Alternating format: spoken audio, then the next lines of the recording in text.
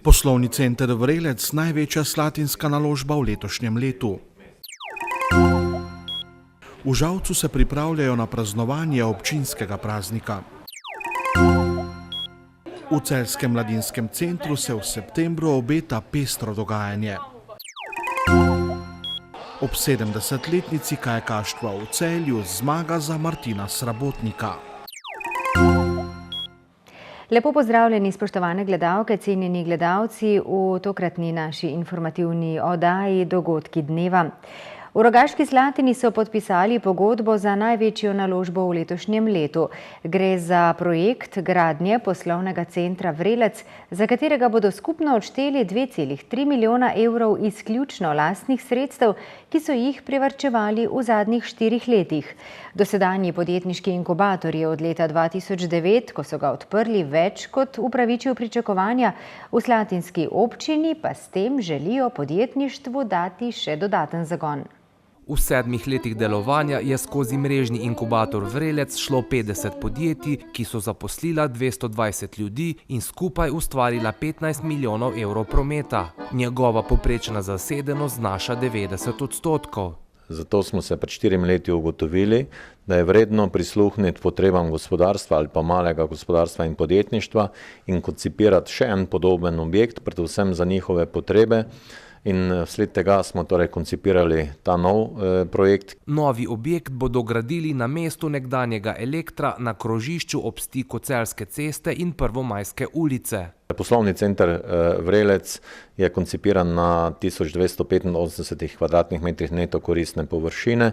V njem je prostora v 34 pisarniških enotah do 60 novih delovnih mest.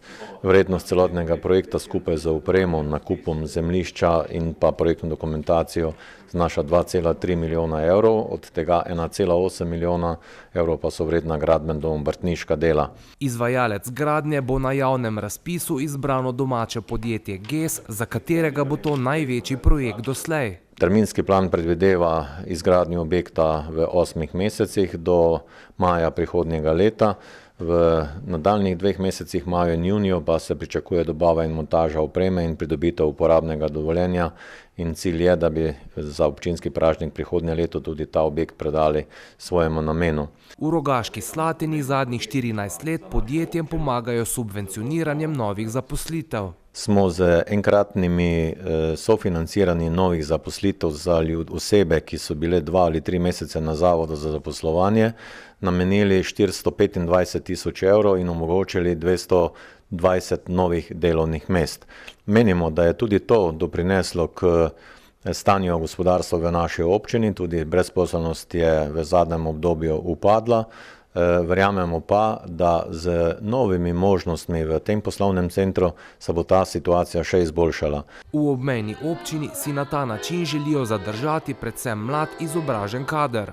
Naš cilj je, da bi predvsem mladim izobraženim kadrom ponudili opremljene poslovne prostore v tem poslovnem centru pod zelo ugodnimi pogoji, kar je praksa v podjetniškem inkubatorju, in jim dali seveda ustrezno strokovno pomoč, pomagali pri promociji in jim tudi svetovali brezplačno, da bi lahko zaživeli ali pa prikazali svojo poslovno žilico. Pred bodočim podjetniškim centrom bo predvidoma stalo tudi eno od avtomatskih izposojevališč koles. V Žalcu so že začeli s prireditvami, ki bodo svoj vrhunec doživele 6. septembra, ko žalska občina praznuje svoj praznik. V Žalcu se vrsta prireditev obeta tudi po osrednji slovesnosti ob občinskem prazniku. Med drugim bodo pripravili hmeljarski likov ter savinjski Oktoberfest, s katerim bodo zaključili uspešno sezono delovanja Žalske fontane. Žalec v septembru praznuje občinski praznik, ki ga obeležijo številne prireditve, ki hmeljarsko dediščino te spodnje savinjske občine predstavljajo še bolj kot sicer. Se mi zdi, da se je Žalec kar zapisal na tako evropsko turistično destinacijo, da sem ljudje prihajajo, da se tukaj lepo imamo. Jaz si sam želim, da bi eno tako sožitje dosegli med domačini in tujci, ki sem prihajajo. in da to tujci, turisti, ki sem pridejo, začutijo, in če to začutijo, smo vsi skupaj zmagali, gremo po poti naprej, ko smo se začrtali. Od lanskega leta Žalčani veliko stavijo tudi na fontano Zeleno zlato, ki je še bolj povezala občane s turisti in te s turističnimi znamenitostmi. Fontana generira tudi ostalo turistično ponudbo v Žalcu, zdaj so tudi ostale destinacije bolj obiskane, Ekomuzej, Jama Peko, potem Rimska nekropola, tudi Petrovška bazilika, plezalna stena Kotečnik. Nekaj več prometa imajo tudi pridelovalci, prodajalci naših lokalnih kmetijskih proizvodov, gostilne so bolj polne, to je dobro, drugače pa obisk se stopnjuje. Mi si ne želimo pretiranega obiska, nekaj normalnega, mi moramo delati promocijo v Slovenijo in širše na daljši rok. Naprej počasi in preudarno, še pravi župan, kljub temu, da se prodaja vrčkov vztrajno stopnjuje. So pa rezultati izjemni. Kumulativno od lani, od občinskega praznika do zdaj že krepko preko 80.000 prodanih kozarcev, to pomeni obiskovalcev še več, ker pa prihajajo zdaj meseci, ko se piva največ popije. To Nemci že dolgo vedo, da septembra, oktobra se spije največ piva in da bo zdaj tudi mednarodni obrtni sejem, ker pričakujemo po 1000 obiskovalcev na dan. Verjamem, da bomo do konca leta presegli številko 100.000 prodanih vrčkov, to pa je izjemna številka, ki se jo veselim, vendar mi že snujemo druge turistične produkte v povezavi na to fontano in drugo leto vas bomo spet s čim presenetili. Zaradi povečanega števila turistov pa v Žalcu urejajo tudi infrastrukturo, trenutno predvsem za avtobusni promet. V teh dneh namreč ob Ekomuzeju hmeljarstva in pivovarstva Žalec gradijo manjše avtobusno postajališče, ki bo končano tam nekje do začetka septembra. V Celjskem mladinskem centru v letošnjem septembru pripravljajo številne dogodke. Mesec bodo začeli z rock koncertom ter nadaljevali s tradicionalnim etno-urban festivalom. Začeli bodo z novo sezono slovenskega zajtrka in delavnic MCC Uči. V naslednjih mesecih bodo zaključili še 3 evropske projekte, a začeli s 4 novimi.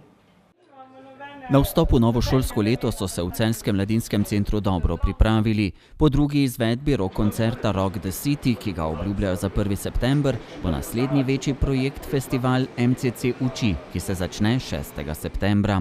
Gre za en sklop predavanj, delavnic oziroma tečajev, ki jih izvajajo mladi za mlade, se pravi potekajo po principu mladi mladim. Govorim o tem, da se pravi predstavljajo neke svoje izkušnje oziroma lastne ambicije, angažiranost, kako se aktivno vključiti v družbo, ne nazadnje razvijati neke spretnosti, ki omogočajo uspešno, kako bi rekla, sprehod skozi življenje, tudi pač poslovno. Tudi v tem šolskem letu bodo skrbeli za zdrave slovenske zajtrke. Prvi bo 6. septembra, nato pa vsako prvo sredo v mesecu. 2 dni kasneje napovedujejo dvodnevni tradicionalni dogodek Etno-Urban festival. Osrednja dogodka sta koncerta, in sicer prvi tak bo v petek 8.9. ob 21. uri zvečer. To bo koncert Uroša Periča, ki nas bo popeljal v bolj urbano sfero. Naslednji večer 9. septembra, se pravi v soboto, prav tako ob 21. uri, pa bo tukaj koncert etno skupine Bakalina, ki nas bo popeljala bolj v to etno razpoloženje. Za sama 2 koncerta imamo vstopnino, ki smo jo pridali malo eno simbolno vrednost in se tako povezali z humanitarnim društvom Enostavno pomagam, in bomo del prodanih vstopnic oziroma iz kupička prodanih vstopnic namenili humanitarnim dejavnostim samega društva.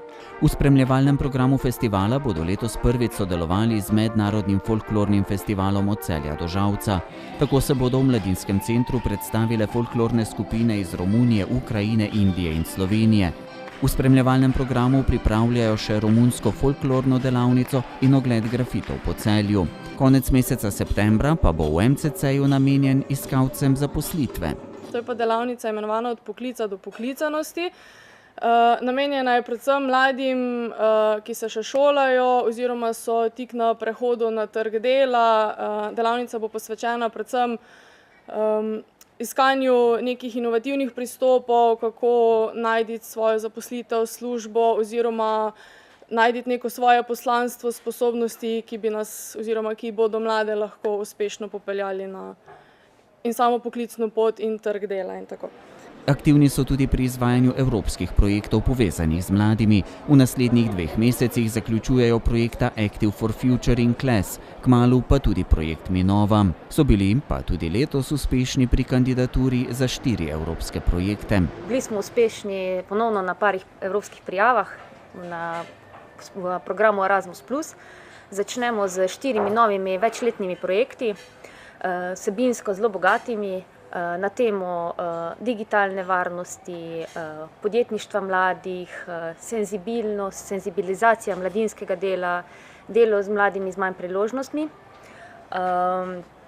Trenutno smo v fazi, kjer še vedno imamo enega prostovoljca v tujini na večmesečni evropski prostovoljski službi v Liechtensteinu in pripravljamo eno prostovoljko za enoletni odhod v Latvijo, ker bo delala v mladinski organizaciji in pomagala mladim pri krepitvah kompetenc. Dogajanje v Celjskem mladinskem centru bodo popestrili še z rednimi razstavami in izobraževanji.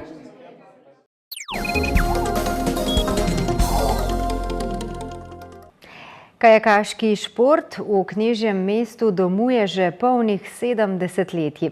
Ob okrogli obletnici je Celju pripadla čast, da organizira državno prvenstvo v slalomu na divjih vodah. Ob odlični organizaciji in polnih tribunah se je vse skupaj razpletlo sanjsko. Finalno vožnjo je v soju reflektorjev dobil član domačega kluba Martin Srabotnik in s tem poskrbel za veliko slavje domačih navijačev. Na celjski špici so organizatorji uredili progo, da je kljub nizkemu vodostaju Savinje tekmovališče bilo na ustreznem nivoju. Kajakaši in kanoisti so se pomerili v različnih kategorijah, med drugim tudi v posebni VIP tekmi. Na njej je bil najboljši predstavnik domačega kluba Pavli Kuralt. Vsa pozornost je seveda veljala tekmi kajakašev posameznikov. Martin Srabotnik je velik uspeh napovedal že v popoldanskem polfinalu, ko je za 2 sekundi prehitel srebrnega z lanskih olimpijskih iger Petra Kauzerja. V finalu je domači matador startal kot zadnji in odveslal še eno odlično vožnjo. Hrastničan Kauzer je bil sicer nekoliko hitrejši, a zaradi dotika vratic dobil pribitek 2 kazenskih sekund. Štartal sem zadnji, tako so bili res dobri občutki. Bilo je napeto, res sem imel dobro vožnjo, publika me je izjemno spodbujala. Vse je bilo odlično, rad bi se zahvalil res Dušanu za to, ker je res poskrbel za odličen spektakel. To sem jaz sanjal, če bo lepo vreme, pa ob tej organizaciji, ki smo mi sposobni, se je to moralo zgoditi, preprosto se mora zgoditi. To ni samo državno prvenstvo, člansko na vodi, ki ni primerna za tako veliko tekmo, to je vedno vtacno. Ampak Kajakaška zveza nam je to tekmo zaupala že lani, ob 70-letnici našega športa v Celju in ob tej brezhibni, pravijo tako, organizaciji, ob tem čudovitem vremenu, toplem poletnem večeru, ob udeležbi 9 držav in ob nekaj vrhunskih kajakaših in kanoistih, da Celjan Martin Srabotnik v finalu premaga Petra Kauzerja in da celjski kajakaši zmagajo 3x1, Brus, Srabotnik in Nejc Konda, to več pa ni. Solidno je s progo opravil tudi Simon Brus, ki je končal kot 5. Iz domačega kluba so v finalu 18 najboljših nastopili še David Rozman, Lanto Minc, Nejc Konda in Vid Karner. Formo šele tempiram, ker imam še veliko tekem pred sabo, zdaj imam 2 World Cupa, potem pa še svetovno prvenstvo. Tako da formo vzdržujem že dlje časa in jo še bom, upam, da bom zdržal do konca sezone. Gremo skoraj na vsake tekmi boljš, počutim se konkurenčen in upam, da bom naredil dober rezultat. Kako pa član srebrne ekipe z nedavnega mladinskega evropskega prvenstva trenira v tej sezoni? Prej sem več čas treniral tacno in v tujini na tekmah. Bil sem tudi na pripravah v Franciji, tako da letos sem imel res naporen urnik in tle res nisem imel časa trenirati. Treniram pa po zimi, ker pač za poletne čase tle ni konkurenčna proga. V nekaj letih bi se lahko spremenilo tudi to. Tako smo mi to zdaj si zastavili, to tekmo, tako smo si zastavili tudi v nekaj letih, da pridemo do moderne kajakaške proge. Jaz upam, da bo Celje, mesto Celje se za to odločilo in verjamemo to, zaslužili bi si to, dali bi dodano vrednost Celju, zgradili bi ta hidravlični jez, nad jezom bi bilo kopališče, pod jezom pa prava svetovna kajakaška proga. Vse skupaj se je v soboto na Špici končalo v rokerskih tonih Petra Lovšina in spremljevalne skupine.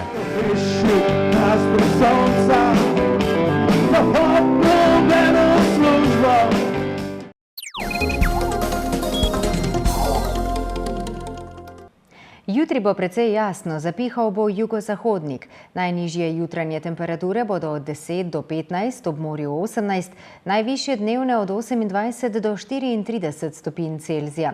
V petek bo v vzhodni polovici Slovenije še občasno sončno, pihal bo jugozahodnik. V zahodnem in delu srednje Slovenije se bo pooblačilo, začele se bodo pojavljati plohe in nevihte, ki pa bodo sredi dneva možne tudi bolj proti vzhodu. V soboto bo prevladovalo oblačno vreme, pojavljale se bodo padavine deloma kot nevihte, se pa bo tudi osvežilo. Toliko v naši informativni oddaji. Hvala lepa, ker ste bili z nami. Bodite z nami tudi jutri. Nasvidenje.